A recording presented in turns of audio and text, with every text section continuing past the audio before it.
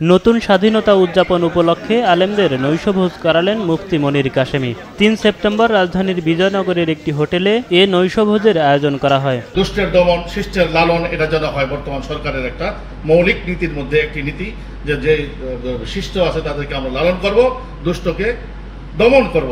এ সময় বৈষম্য বিরোধী ছাত্র আন্দোলনের যে স্পিড তা ধরে রেখে সামনে সুন্দর বাংলাদেশ গড়ার প্রত্যয় ব্যক্ত করেন বক্তারা। কোনোভাবে যেন এদেশে আর কোনো স্বৈরাচারের জন্ম না হয় সেজন্য সবাইকে সতর্ক থাকারও আহ্বান জানিয়েছেন তারা।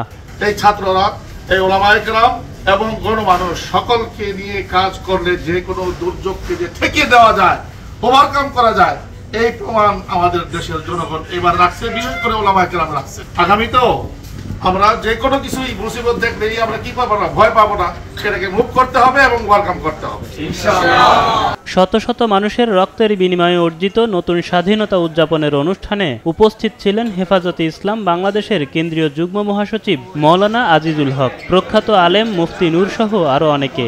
ফেনী এবং লক্ষ্মীপুর, কুমিল্লা সহ যে এখনো পর্যন্ত আক্রান্ত আছে, যতদিন পর্যন্ত পুনর্বাসিত না হবে সেইখানকার মানুষগুলো, ততদিন পর্যন্ত আমাদের কাজ বন্ধ হবে না ইনশাআল্লাহ।